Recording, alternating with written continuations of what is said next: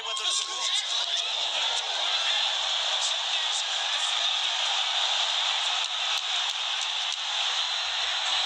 Might be his best weapon. What a powerful shot. Yeah. He says he loves the right hook, but the left hook's money.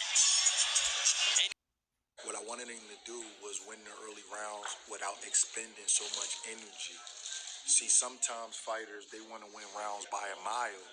Just winning the rounds. Resendez really wasn't throwing a lot of punches early because he don't have the reflexes that Caleb got. So just winning the round. First off, Resendez fought really good.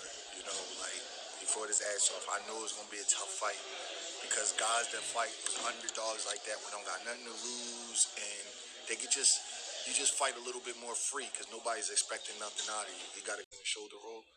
I don't teach Caleb to shoulder roll. That's something that he just does. You know what I mean? And when you get a guy at his age, you know, you gotta, he was a world champion before he met me. So, like, I can't just restrict him completely. But I don't like the shoulder roll because sometimes he get hit with right hands. Canelo hit him with a right hand and shoulder roll. So, and then... My boxing family, good morning. What is going on? It is your boy Martin, aka the Boxing Purist. Welcome to the Truth and Absolute channel, where I speak the truth and nothing but the truth. So help me, good God Almighty.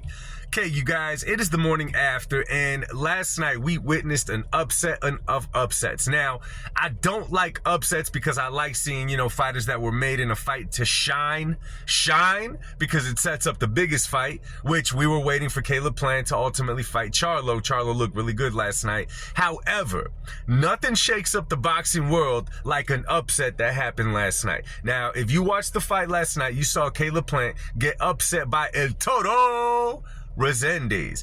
Resendez looked from the beginning of the fight. Let me tell y'all something. From the beginning of the fight, I'm saying this man is not here to lose. He's supposed to be someone that Caleb Plant is going to showcase against.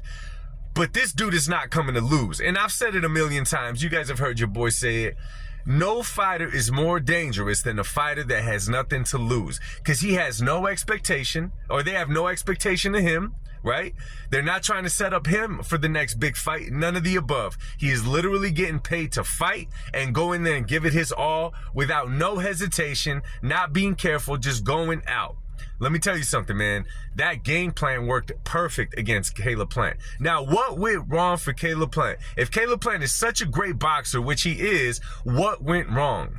The problem with Caleb Plant is the same problem that Paulie Malignaggi had when he was a fighter. If you ever watch Paulie Malignaggi, you would see that Paulie could box. Paulie could do what he does inside that ring. The only problem with Paulie is the same problem that Caleb Plant has, is that they're feather-fisted, okay?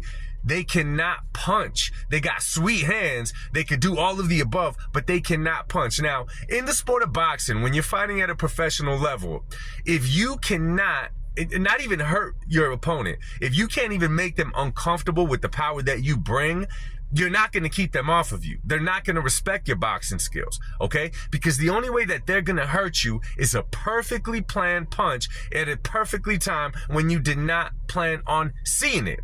You guys have already heard the when they say, right? The punch that hurts the most is the punch that you don't see coming.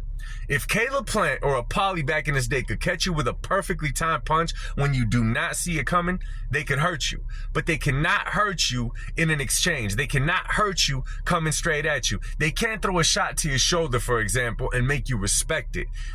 It'll actually make you feel like you could come towards them. And that's exactly what El Toro did last night. He kept coming for Plant. He kept coming for Plant. Caleb Plant in his shoulder roll defense. Let me tell you something. The shoulder roll looks cool. When used properly, it is amazing. You could do great things, but it is not for everybody. The shoulder roll defense, to those of you guys who don't know, is more than it just looking cool and you emulating what Floyd Mayweather used to do, what James Toney used to do, and other fighters, okay? It's not just how you position your hands. It's a defense based off of reflex. High reflex, high level reflexes. Not everybody could do the shoulder roll, and that's why not everybody does it.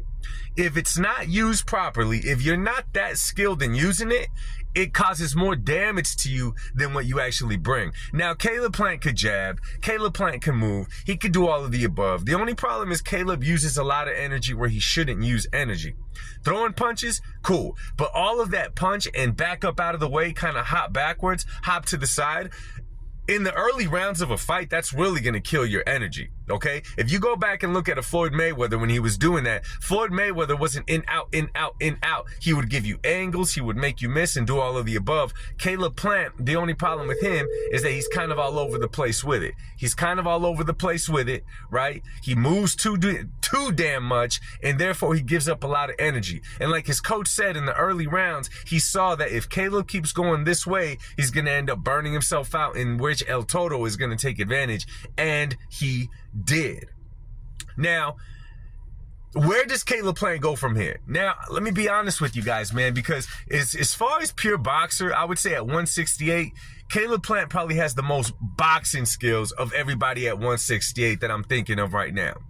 The only problem is that's good in the amateurs. When it comes to being a professional fighter, and a lot of these dudes just want to knock you out, I don't see Caleb Plant surviving in there with the Edgar Berlanga. I don't see him surviving in there with the Diego Pacheco. I don't see him surviving with any of these dudes, because although in the beginning Plant might look to win the boxing match, a Jaime Munguia, he's not going to beat them overall in the fight because they're not going to respect the man's power.